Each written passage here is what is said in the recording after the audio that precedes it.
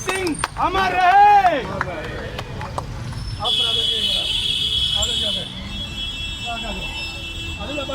क्या हाल है? सर जीत सिंह जी को जो है श्रद्धांजलि देने आप भी पहुंचे हैं कटवारे सराय में, क्या कहेंगे ऐसे अवसर पर और किस तरह से देखते हैं? आप भी पहुंचे श्रद्धांजलि देने, क्या कहेंगे सर आज?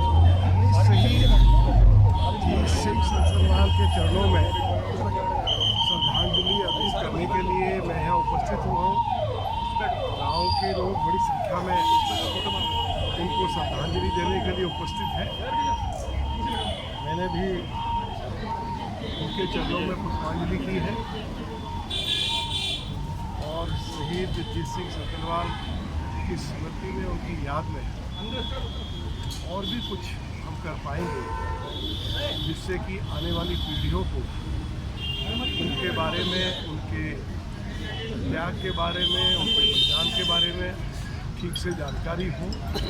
तो उसके लिए भी जो भी कदम हमें उठाना पड़ेगा हम जरूर उठाएंगे।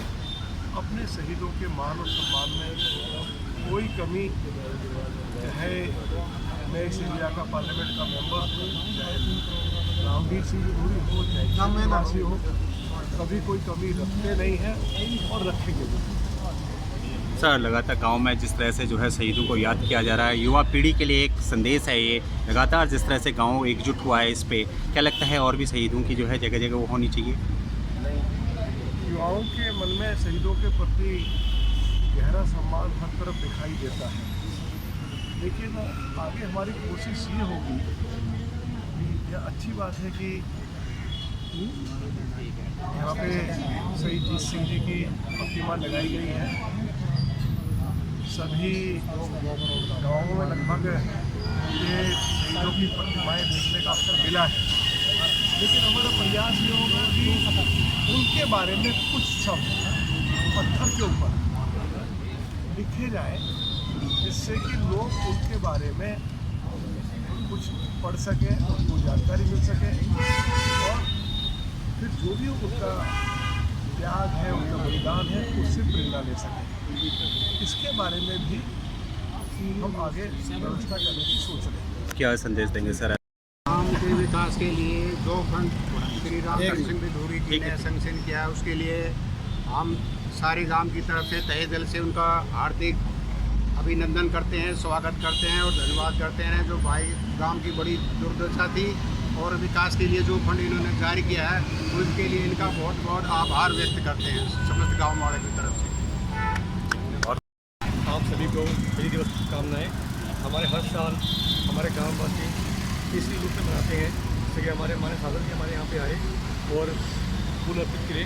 ये हमारे देश के असली हीरो हैं, जिन्होंने अपने देश के सर्वोच्च बलिदान से हमारे देश को बचाया और आगे बढ़ाया। ये हमें प्रेरणा देते हैं और मेरा मानना ये है कि हर घर में ऐसे व्यक्ति जन्म देंगे तो हमारा देश और महान से महान बनेगा। और मैं आशा करता हूँ कि आने वाले टाइम में इनके नक्शे में चल के हमारे गाँव में जो आने वाली जो पीढ़ी है, अगर उसमें 2-4 लोग भी फौज में जाते हैं, इसी तरह की फौज में जाते हैं, तो मेरे लिए सम्मान की बात होगी और मेरा सपना पूरा होगा कि जब हमने सम्मान स्मारक जो बनाया उसका उद्देश्य यही है कि आने वाली पीढ़ियों को प्रेरणा मिले कि आपके देश में आपकी भूमि से कोई ऐसा इंसान जन्म लिया जिससे देश से क्या काम किए।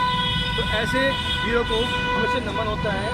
तो देश के सर्वोत्तम जो बलिदान होता है वो इन्होंने दिया है, उससे बड़ा कोई बलिदान नहीं होता। जैसे मोदी जी बोलते हैं कि देश के शहीद सबसे बड़े हीरो हैं और इनके बिना देश अधूरा है। तो मैं इसी बात को बोलते हुए आगे बढ़ते हुए ये कामना करता हूँ कि आने वाले जो भी इस वीडियो को देख रहे हैं, हमें अपने देश के लिए गर्व होना चाहिए और जब भी कोई मौका मिले तो हमें देश के लिए कार्य करना चाहिए, चाहे वो कार्य किसी भी रूप में हो, चाहे अपने गांव में हो, शहर में हो, कहीं भी हो। हमें देश का सम्मान करना चाहिए और देश के वीरों को और सम्मान करना चाहिए। और आने वाले जो हमारा समय चल रहा है उसमें हमें अच्छे कार्य करने चाहिए, जैसे कि आने वाली पीढ़ियों को सही रास्ता मिले, गाइडेंस मिले और हमारा देश और आगे बढ़े। यही मेरी कामना है, यही मेरा मैसेज है। धन्यवाद।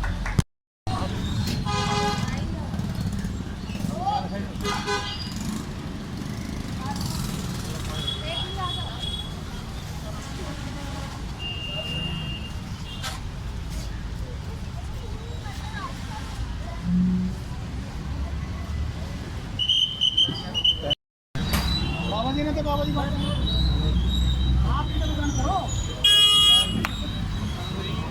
चल पूछना है जो बता दिए हाँ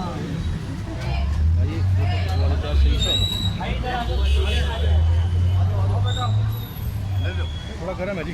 कोई बात नहीं, गरम है तो उनको बहुत अच्छा लगेगा इस मौसम में।